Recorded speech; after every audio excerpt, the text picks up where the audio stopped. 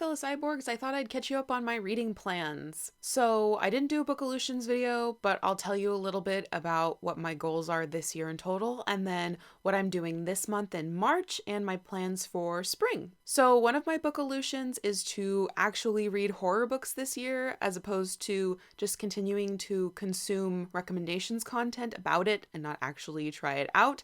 I'm doing pretty good so far. I believe I've already read 11 works this year that I would consider horror, so that's going really well, and some of them have been really great. A couple of my goals this year is to read more specifically nonfiction, but fiction also applies, works about people with different bodies or disabilities from me. So I've already read a couple nonfiction and I intend to read more. My plan is to read more about people who are wheelchair users, people who are deaf or blind, people with autism and other neurodiverse mental scapes, and also people who are fat or dealing with eating disorders. So I have a couple under my belt and a couple coming my way, and I will probably do a mini wrap up at some point about what I've learned. So that's a goal that I want to be working on this year. I'm also still hard at work on my Indigenous Reads project, so I will film a check-in about that sometime soon when I've read quite a few more, but I'm doing a fairly good job if I don't say so myself. I also want to continue to spotlight whenever possible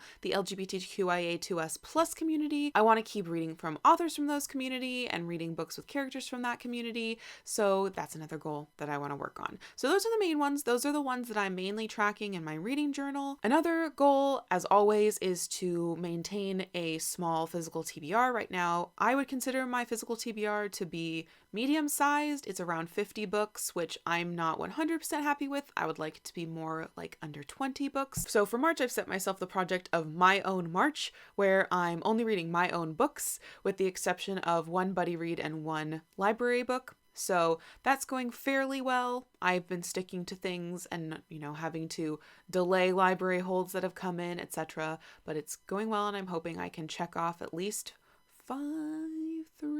5 titles. A lot of the books I have on my physical TBR are only available as physical reads rather than audiobooks, and I'm much faster at audiobooks, so we'll see. But getting audiobooks read from my ever-growing audiobook collection on Libro FM is also a goal, so it works out. So wish me luck on that. That is my jam, my hope. Also coming up this March, Acacia over at the Chaotic Little Book Corner is hosting her second Witchathon.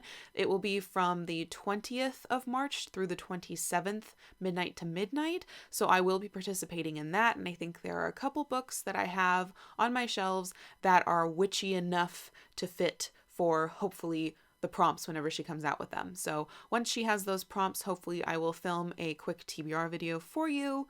But if not, I will certainly film a wrap-up, and I'm going to be joining that readathon in this video, so it all works out. And then I have quite a number of short story collections on my physical TBR, as well as short story collections that I just want to read. So my plan is to do a short story spring project starting in March and then continuing through May, hopefully mostly being in April, but we'll see how it goes, because a lot of the short story collections I want to read are only available in paper, and I'm slower to read with paper than with my ears. I want to show you a couple of the things that I definitely want to prioritize for short story spring, though, just in case you want to join or want recommendations, whatever. I love Ray Bradbury short stories so much, and right now The October Country is a collection that I have on my physical TBR.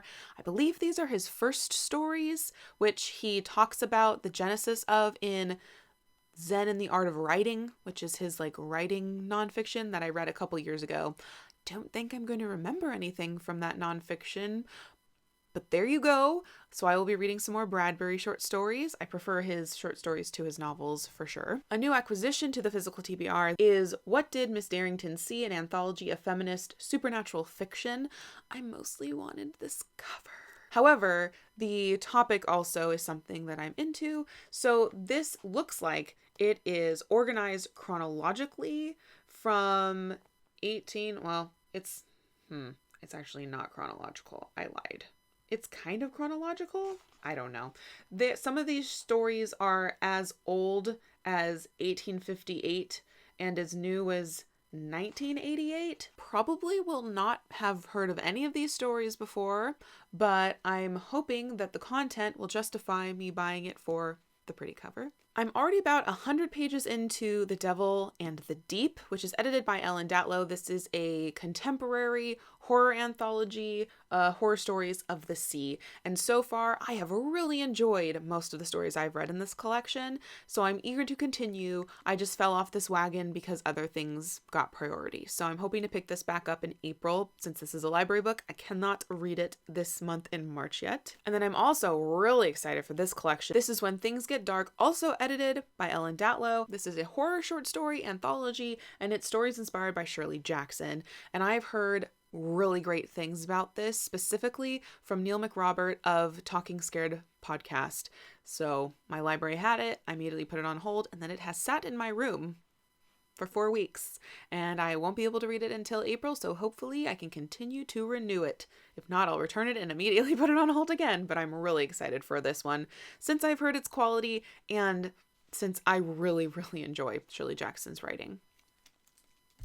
I know that's not Shirley Jackson, but Shirley Jackson vibes, I will take it. So those are the reading plans for this year and for this spring and for this March. Please let me know in the comments down below what your reading plans are. If you want to join me in the short story spring that is not official at all, it's just personal, whatever, but you're welcome to join. You're welcome to tell me about it. Also, if you have any short story collection, anthology, or single author collections that you think I need to know about, let me know in the comments down below, and I will certainly look them up. It's one of my favorite things. So thank you for watching, and until next time, maybe read some short stories, work on your Book-o-lutions, do whatever you want, and continue to be lovely.